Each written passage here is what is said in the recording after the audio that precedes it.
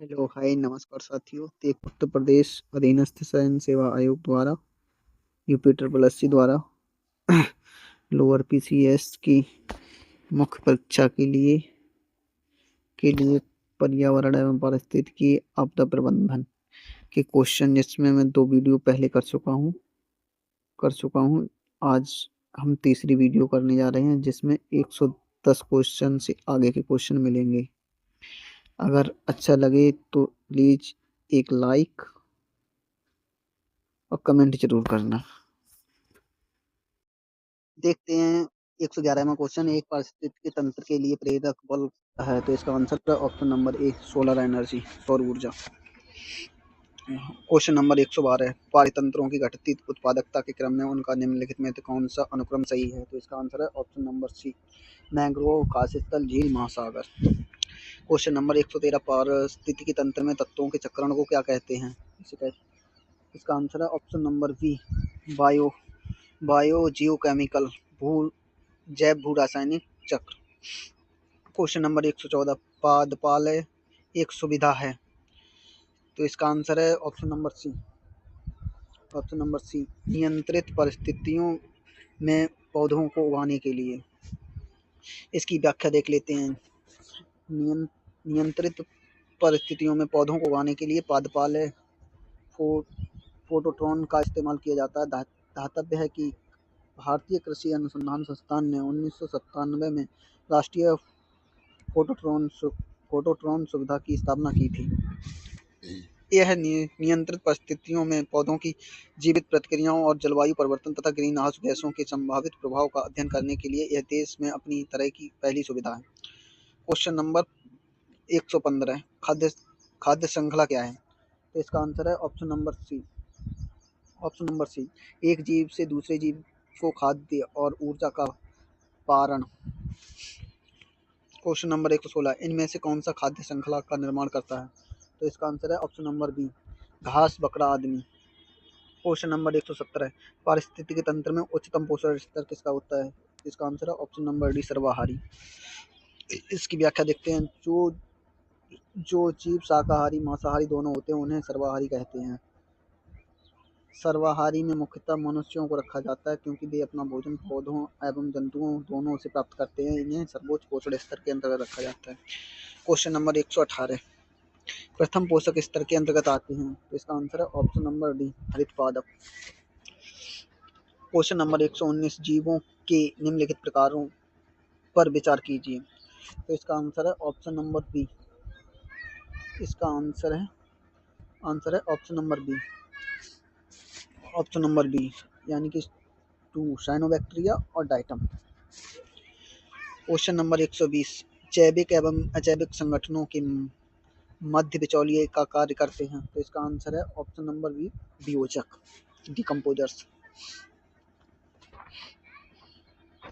इसकी व्याख्या देख लेते हैं। पर्यावरण के 2 प्रमुख घटकों जैविक और अजैविक के बीच बिचौलिए का काम वियोजित करते हैं। जैविक संगठक में पादप, मनुष्य समेत जंतु तथा सूक्ष्मजीव सम्मिलित होते हैं, जबकि अजैविक घटक संगठक के अंतर्गत स्थल, वायु, जल आदि सम्मिलित होते हैं। पारिस्थितिकी तंत्र में जैविक अजैविक के संयोजन से बनते हैं।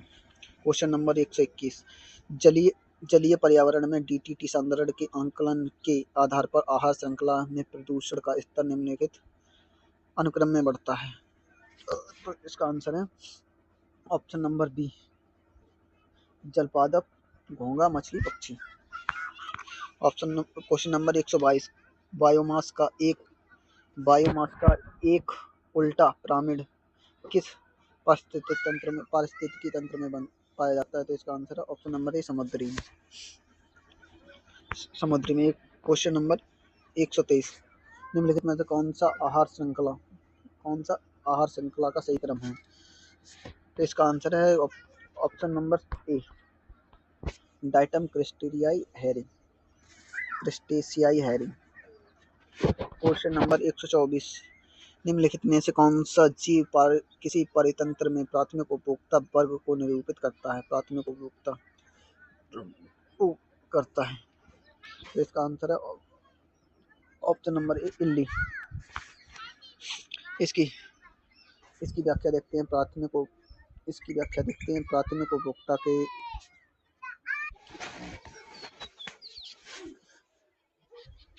के वर्ग के अंतर्गत वे जीवधारी आते हैं जो प्राथमिक उत्पादों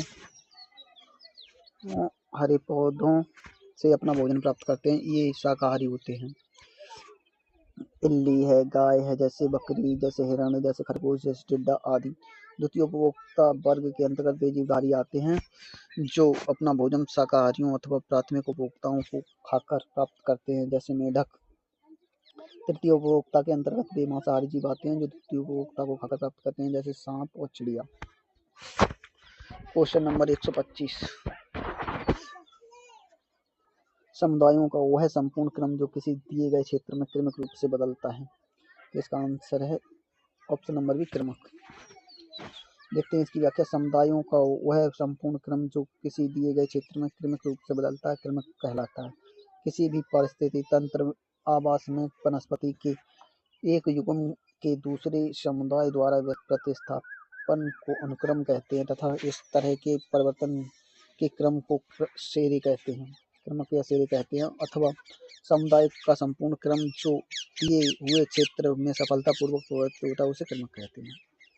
क्वेश्चन नंबर 1 देखते हैं। 126वां क्वेश्चन। पारिस्थितिकी तंत्र में एक टिकाऊ जैव समूह क्या कहलाता है? तो इसका आंसर है सी, चरम अवस्था, क्लाइमैक्स। इसकी व्याख्या देखते हैं। पारिस्थितिकी तंत्र में टिकाऊ जैव समूह को चरम अवस्था या क्लाइमैक्स कहते हैं। जब किसी आवास में वनस्पति समुदाय परिवर्तन की विभिन्न अवस्थाओं से गुजरने के बाद स्थिर दशा में प्राप्त होता है तो क्रम पूर्ण हो जाता है। इस दशा में पादपों का सर्वाधिक विकास होता है तो यह चरम समुदाय या चरम अवस्था कहलाता है। देखते हैं 127वां क्वेश्चन। सबसे अधिक स्थिर पारिस्थितिकी तंत्र का कौन सा पारिस्थितिकी तंत्र का कौन सा है? तो इसका आंसर ऑप्शन नंबर ए, महासागर, मैरियन ओशियन, महासागरी। देखते हैं इसकी हायरार्की। परितंत्र के प्रकार होते हैं। एक होता है प्राकृतिक परितंत्र, एक होता है मानव निर्मित परितंत्र। इसमें भी एक होता है स्थलीय परितंत्र, एक होता है जलीय परितंत्र। स्थलीय परितंत्र में वन है, घास के मैदान है, मरुस्थल है, टुंड्रा है। इसमें भी वन में भी होता है उष्णकटिबंधीय वर्षा वन, शीतोष्ण पतझड़ वन, टैगा शंकुधारी वन। जलीय तंत्र में स्वच्छ जल परितंत्र और सागरीय जल परितंत्र होता है। Question number 128। पर्यावरण संरक्षण अधिनियम 1986 में अधिनियमित किया गया जिसमें अंतिम बार संशोधन किया गया था। तो इसका आंसर ऑप्शन नंबर डी, उपयुक्त में से कोई नहीं। देखते हैं इसकी व्याख्या। पर्यावरण संरक्षण अधिनियम 1986 में पारित किया गया। इसके कुछ उपबंधों को अंतिम संशोधन 1991 में किया गया था जो 1992 में प्रभावी हुए थे। पर्यावरण संरक्षण अधिनियम 1986 को एक छाता विधान, अम्ब्रेला लेजिस्लेशन है जो पर्यावरण संरक्षण से संबंधित विधि के निर्माण के लिए एक आधारभूत विधिक ढांचा प्रदान करता है। पर्यावरण संरक्षण अधिनियम EPA को किस अन्य नाम से जाना जाता है? तो इसका आंसर है ऑप्शन नंबर ए, छाता विधान। Question number 130। भारत में पर्यावरण मंत्रालय किस वर्ष स्थापित किया गया था? इसका आंसर है ऑप्शन नंबर डी, 1985 में। देखते हैं इसकी व्याख्या। भारत में पर्यावरण मंत्रालय का गठन 1985 में किया गया था।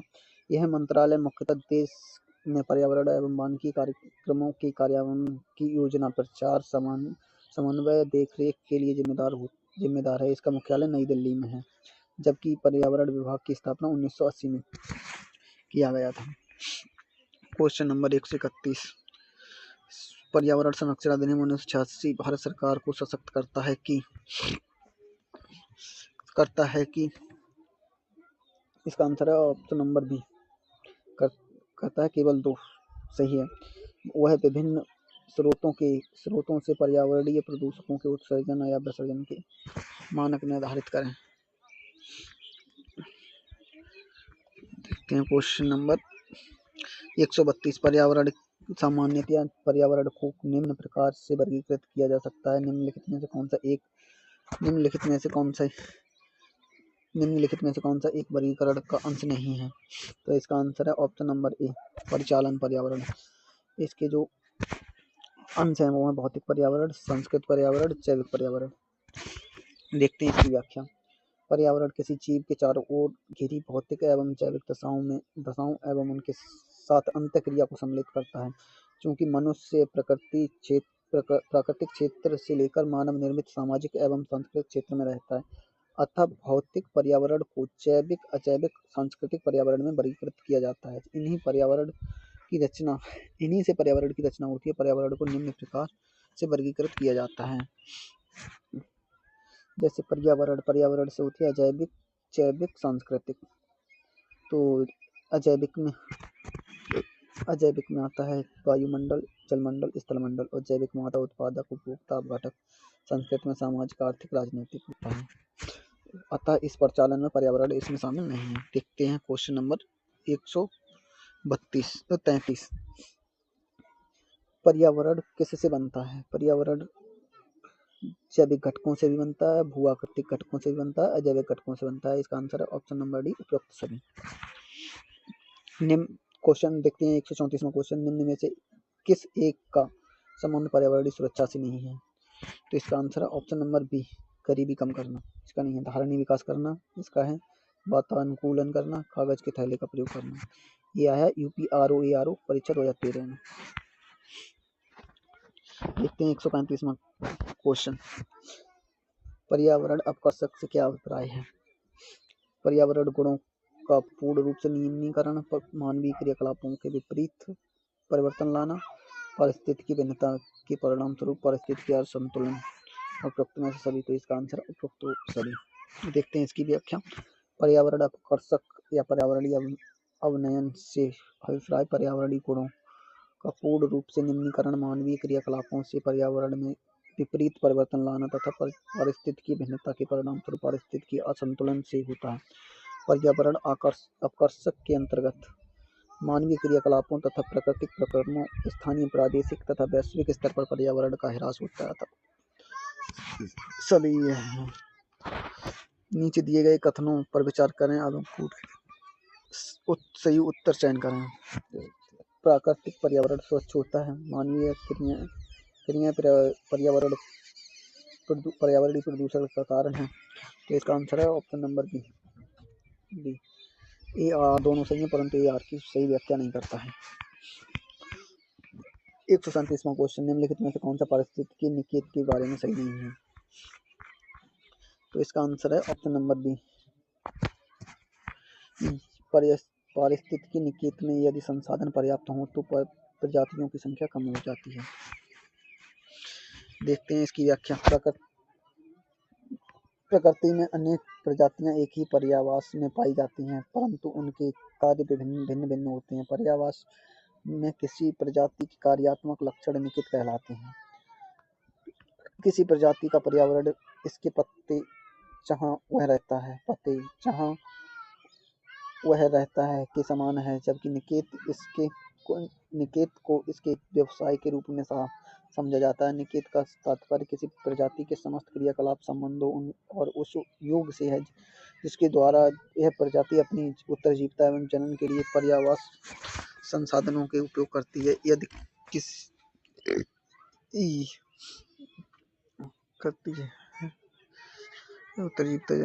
किसी पर्यावास में दो प्रजातियां का निकेत समान नहीं हो सकता। यदि किसी आवास में संसाधनों का समान वितरण होता है तो एकल प्रजाति का प्रभुत्व न्यूनतम हो जाता है। प्रबल प्रजातियां विस्तृत और व्यापक परिस्थितियां निकेत को घेरती हैं तथा प्राकृतिक पारिस्थितिक तंत्र में पारिस्थितिकी निकेत में यदि संसाधन पर्याप्त हैं तो प्रजातियों की संख्या अधिक हो जाती है। क्वेश्चन संख्या 138। निम्नलिखित में से कौन सा जैविक अनुक्रम की व्यवस्थाओं का सही क्रम है? तो इसका आंसर है ऑप्शन नंबर ए। इसका आंसर है ऑप्शन नंबर ए, प्रवास, अविस्थापन, प्रतिक्रिया, स्थिरीकरण।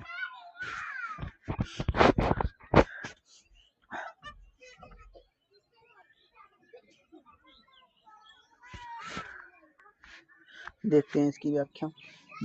विवस्त्रीकरण सर्वप्रथम इस प्रकार की वनस्पति से रहित नग्न क्षेत्र का निर्माण करते हैं। प्रवास, माइग्रेशन, अन्य क्षेत्र से पौधों के बीज आदि का आगमन।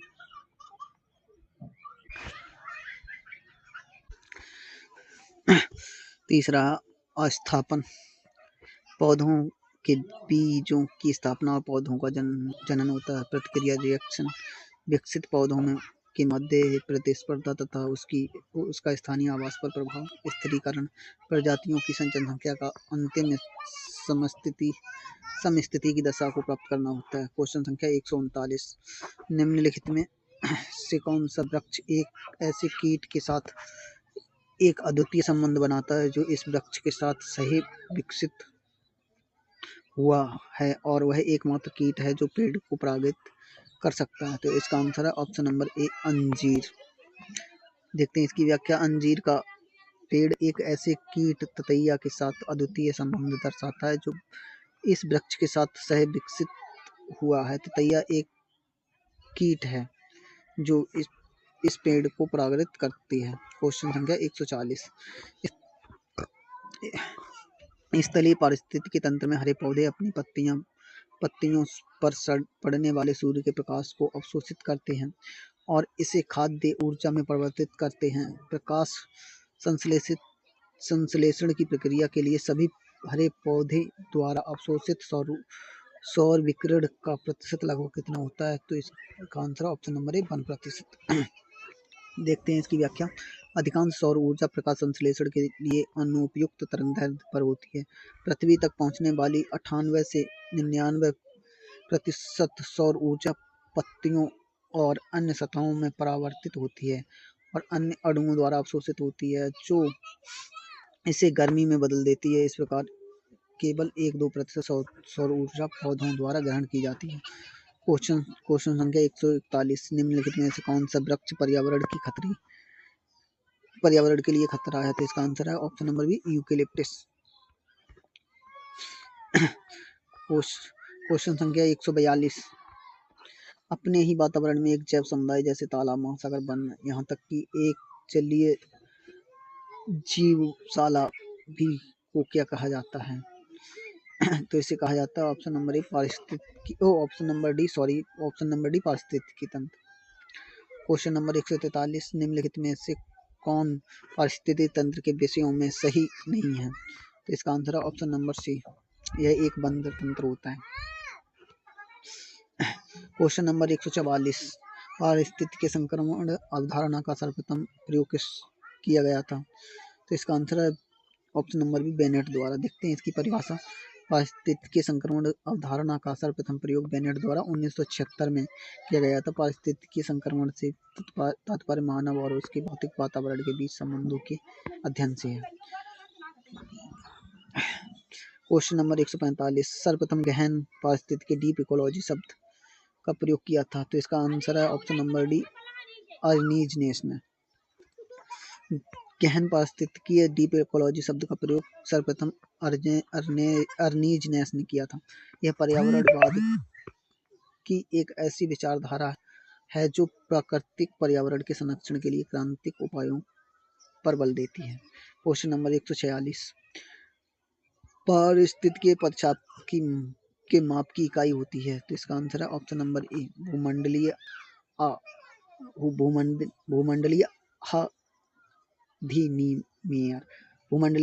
अधिनियम। क्वेश्चन देखते हैं 147वां क्वेश्चन, निम्नलिखित में कौन सा एक पारिस्थितिकी तंत्र की जैव विविधता को बढ़ोतरी के लिए उत्तरदायी नहीं है? तो इसका आंसर है ऑप्शन नंबर डी, पोषण स्तरों की कम संख्या। देखते हैं इसकी व्याख्या, देख लेते हैं इसकी। पारिस्थितिकी तंत्र की आयु, मध्यम व्यवधान और पारिस्थितिकी तंत्र की उत्पादकता इत्यादि कारक पारिस्थितिकी तंत्र की जैव विविधता की बढ़ोतरी के लिए उत्तरदायी हैं। पोषण स्तरों में कमी से एक विशेष वर्ग के जीवों की संख्या में वृद्धि होती है, जिससे जैव विविधता में कमी होती है। संयुक्त राष्ट्र संघ द्वारा 22 मई को जैव विविधता दिवस मनाया जाता है। क्वेश्चन देखते हैं 148वां क्वेश्चन, नीचे दिए गए 2 कथन दिए गए हैं, जिनमें से एक को अभिकथन तथा दूसरे को कारण कहा गया है। पारिस्थितिकीय तंत्र में विविध अवयव आपस में एक दूसरे पर निर्भर नहीं है। ये गलत है। कोट नंबर 2 का कारण मानव क्रियाओं से वातावरण प्रभावित होता है, ये सही है। तो इसका आंसर है ऑप्शन नंबर डी। ये गलत है किंतु आर सत्य है। पारिस्थितिकी तंत्र भौतिक, देखते हैं इसकी व्याख्या। पारिस्थितिकी तंत्र भौतिक तंत्र का एक ऐसा विशिष्ट प्रकार है जो जैविक अजैविक घटकों के अंतर संबंध से निर्मित होता है। पारिस्थितिकी तंत्र के विविध अवयव आपस में एक दूसरे पर निर्भर हैं तथा मानव क्रियाओं से वातावरण प्रभावित होता है। देखते हैं 149वां क्वेश्चन, इकोसिस्टम के संबंध में लिखित में से क्या सत्य है? तो इसका आंसर है ऑप्शन नंबर सी, उत्पादक प्राथमिक उपभोक्ता से अधिक होते हैं। ऑप्शन नंबर सी सही है। देखते हैं 150वां क्वेश्चन, निम्नलिखित में से किस कार्य से पारिस्थितिक संतुलन बिगड़ता है? तो इसका आंसर है ऑप्शन नंबर ए, लकड़ी का काटना। निम्नलिखित में से कौन सा एक सर्वाधिक भंगुर पारिस्थितिक तंत्र है जो वैश्विक तापमान द्वारा सबसे पहले प्रभावित होता है? तो इसका आंसर है ऑप्शन नंबर ए, आर्कटिक एवं ग्रीनलैंड हिम चादर। देखते हैं इसकी व्याख्या। अमेजन वर्षा वन, टैगा वन भारतीय मानसून की अपेक्षा आर्कटिक एवं ग्रीनलैंड हिम चादर सर्वाधिक भंगुर पारिस्थितिक तंत्र है जो वैश्विक तापमान द्वारा सबसे पहले प्रभावित होता है। वैश्विक तापमान के लिए कुछ ग्रीन हाउस गैसें जिम्मेदार हैं। इन गैसों में जल वाष्प, कार्बन डाइऑक्साइड, क्लोरोफ्लोरोकार्बन, मीथेन आदि शामिल है। इन गैसों के कारण सूर्य की किरणें पृथ्वी पर तो आती हैं लेकिन वे वापस नहीं जाती, जिससे वायुमंडल में ऊष्मा की मात्रा बढ़ जाती है, जिसके कारण सबसे पहले तापमान का प्रभाव ग्लेशियरों पर पड़ता है और वे पिघलने लगते हैं। क्वेश्चन देखते हैं, क्वेश्चन नंबर 152, पृथ्वी पर सर्वाधिक वृद्ध पारिस्थितिक तंत्र निम्न में कौन सा है? तो इसका आंसर है जलमंडल। ऑप्शन नंबर बी, जीवोम, बायोम बोलते हैं इसे। पृथ्वी का सबसे बृहद पारिस्थितिक तंत्र जलमंडल कहलाता है। जलमंडल पारिस्थितिक तंत्र एक जलीय पारिस्थितिक क्षेत्र तक सीमित रहता है। स्थलमंडल एक स्थल पारिस्थितिक क्षेत्र तक सीमित रहता है। जीवोम पारिस्थितिक तंत्र एक इकाई के रूप में एक निश्चित क्षेत्र में होता है। क्वेश्चन नंबर देखते हैं, क्वेश्चन नंबर 153, किसी जीव का पारिस्थितिक निकेत किससे संबंधित होता है? तो इसका आंसर है ऑप्शन नंबर ए, जीव के विशिष्ट प्राकृतिक वास से। निकेत तो जीव के विशिष्ट प्राकृतिक वास से होता है। देखते हैं 154वां क्वेश्चन, निम्नलिखित में से कौन सा एक पद केवल जीव द्वारा ग्रहण किए गए तिक स्थान का नहीं है बल्कि जीवों के समुदाय में उसकी कार्यात्मक भूमिका का वर्णन करता है? तो इसका आंसर है ऑप्शन नंबर बी, पारिस्थितिकी कर्मकता, इकोलॉजिकल निके। देखते हैं इसकी व्याख्या। पारिस्थितिकी कर्मकता पद केवल जीवों द्वारा ग्रहण किए गए स्थान का नहीं बल्कि जीवों के समुदाय में उसकी कार्यात्मक भूमिका का वर्णन करता है। पारिस्थितिकी निकेत किसी प्रजाति के जीवन पद्धति की समग्रता, इसके तहत उस प्रजाति के अधिवास तथा अन्य जैविक समुदाय से कार्यात्मक अंतर संबंध को शामिल किया जाता है। जीवों द्वारा ग्रहण किए गए तिक स्थान का ही नहीं बल्कि जीवों के समुदाय में उसकी कार्यात्मक भूमिका का भी वर्णन करता है। इसकी संकल्पना जोसेफ क्रेनलेस ने प्रतिपादित किया। साधारण शब्दों में निकेत से आशय है कि किसी प्राणी के आवास तथा उसके ग्रहण किए जा रहे आहार से है। देखते हैं क्वेश्चन नंबर 155, निम्नलिखित में से कौन सा एक स्थलीय पारिस्थितिक तंत्र का उपभाग नहीं है? तो इसका आंसर है ऑप्शन नंबर बी, सागरीय पारिस्थितिक तंत्र नहीं है। पर्वतीय स्थलीय है, निम्न स्थलीय और अर्धशुष्क पारिस्थितिक तंत्र ये भी स्थलीय है। क्वेश्चन नंबर 156, भारत के निम्नलिखित पारिस्थितिक क्षेत्रों में से कौन सा सही सुमेलित नहीं है? तो इसका आंसर है ऑप्शन नंबर डी, पूर्वी दक्कन पठार, आर्द्र वन, ये सही नहीं है। देखते हैं जैसे दक्षिणी पश्चिमी घाट, आर्द्र वन, तराई दुआर, चौड़ी पत्ते वाले वन, कक्षकरण घास के प्रदेश, पूर्वी दक्कन पठार, शुष्क सदाबहार वन होता है। देखते हैं 157वां क्वेश्चन, भारत में उपयुक्त पारिस्थितिक संतुलन बनाए रखने के लिए बनाए रखने के लिए वन आच्छादन हेतु निम्न संसूचित भूमि क्षेत्र है। इसका आंसर है ऑप्शन नंबर बी 33%। 33%। देखते हैं इसकी व्याख्या। वर्ष 1988 में नई वन नीति के अनुसार भारत में उपयुक्त पारिस्थितिक संतुलन बनाए रखने के लिए 33% भूमि पर 33% वन होना आवश्यक है। भारतीय वन स्थिति रिपोर्ट 2023 के अनुसार इस समय कुल वनावरण 21.76 व कुल वनावरण 21.76 व कुल वनावरण और वृक्षारोपण 25.17% है। देखते हैं 158वां क्वेश्चन है। यद्यपि भारत की मानव जनसंख्या तीव्र गति से बढ़ रही है, पक्षी जनसंख्या तेजी से घट रही है क्योंकि शिकारियों की संख्या में असाधारण वृद्धि हो रही है। जैविक कीटनाशक तथा जैविक उर्वरक का बड़े पैमाने पर उपयोग हो रहा है। पक्षियों के वास स्थलों में बड़े पैमाने पर कटौती हो रही है। कीटनाशक, रासायनिक उर्वरकों तथा मच्छरों को भगाने वाली दवाई का बड़े पैमाने पर उपयोग हो रहा है। तो इसका आंसर है ऑप्शन नंबर सी, यानी कि इसमें तीसरा स्टेटमेंट और चौथा स्टेटमेंट सही है। देखते हैं इसकी व्याख्या। वनों के व्यापक विनाश तथा खेती योग्य भूमि के विस्तार किए जाने के कारण पक्षियों के वास स्थल बहुत कम हो गए हैं। इसके अतिरिक्त कीटनाशकों, रासायनिक उर्वरकों एवं मच्छर भगाने वाली दवा के प्रयोग से दुष्प्रभाव से बहुत से पक्षी मृत्यु के शिकार हो गए हैं। देखते हैं 159वां क्वेश्चन। एक पारिस्थितिकी संतुलन बनाए रखने निम्नलिखित में से कौन सा एक पारिस्थितिकीय संतुलन बनाए रखने में मदद नहीं करता है? तो इसका आंसर है ऑप्शन नंबर ए, वनों को काटना। देखते हैं इसकी व्याख्या। वनारोपण वर्षा जल प्रबंधन एवं जैवमंडल भंडार का पर्यावरण संरक्षण, पर्यावरण का संतुलन बनाए रखने में सहायक होता है, किंतु वनों का काटा जाना इस संदर्भ में बिल्कुल मान्य नहीं है। धातव्य की वनोन्मूलन भारत में पारिस्थितिकी असंतुलन का एक बड़ा कारण रहा है। क्वेश्चन देखते हैं। Question number 160। दो निकटवर्ती और भिन्न पादप समुदायों के बीच की सीमा को घेर लेने वाले, दखल करने वाले विविध प्रकार की प्राकृतिक वनस्पतियों के संक्रमण को किस रूप में जाना जाता है? तो इसका आंसर है ऑप्शन नंबर बी, संक्रमणिका, यानी इंग्लिश में कहते हैं इकोटोन। देख अब इसका है दूसरा चैप्टर जिसमें है वन्य जीव संरक्षण। देखते हैं प्रमुख वन्य जीव संस्थान, जिसमें पहला है भारतीय प्राणी विज्ञान सर्वेक्षण केंद्र। कहाँ है? ये है कोलकाता में। पारिस्थितिकीय विज्ञान केंद्र बेंगलुरु में।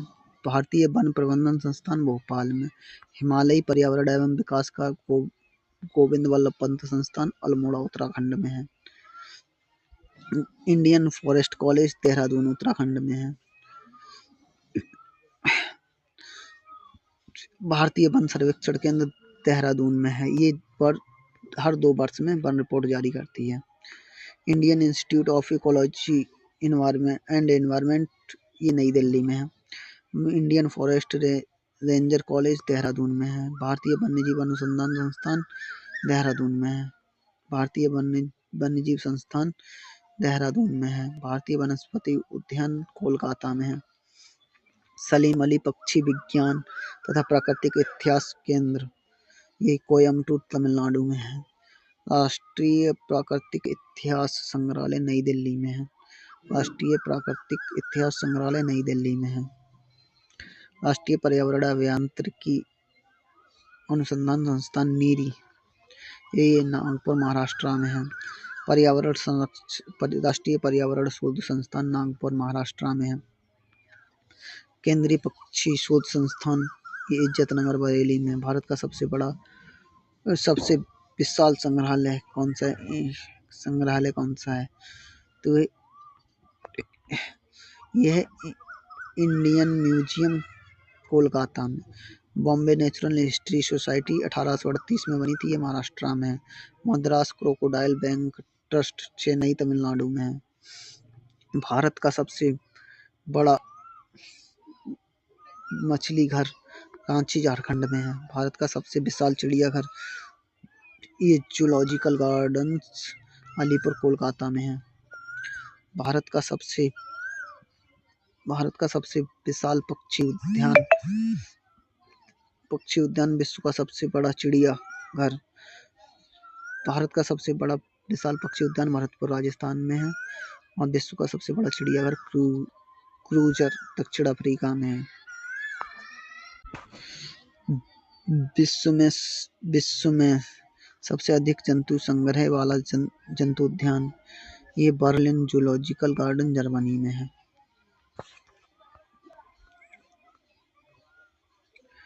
देखते हैं बाघ परियोजना के बारे में कुछ डिटेल है, ये देखते हैं। 7 अप्रैल 1973 को भारत में बाघ परियोजना का शुभारंभ हुआ था। इस योजना का उद्देश्य बाघों की गिरती संख्या को रोकना तथा पारिस्थितिकी संतुलन बनाए रखने के लिए उनकी जनसंख्या में वृद्धि करना।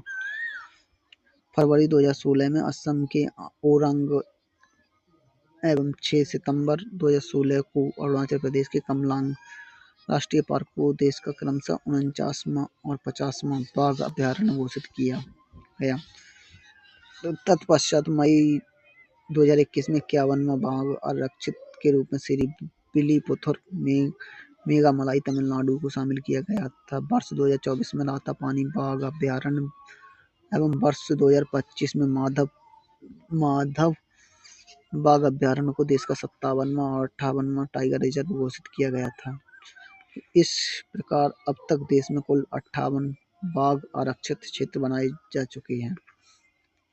देखते हैं प्रोजेक्ट टाइगर के बारे में।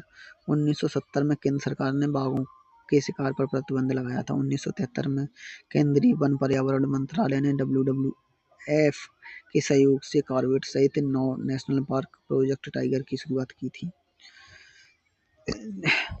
देश में 2006 में 1411 साल 2010 में 1706, साल 2014 में 2226 और साल 2020 में 2967 बाघों की संख्या थी। भारत में साल 2022 की गणना के अनुसार बाघों की संख्या अब 3682 है।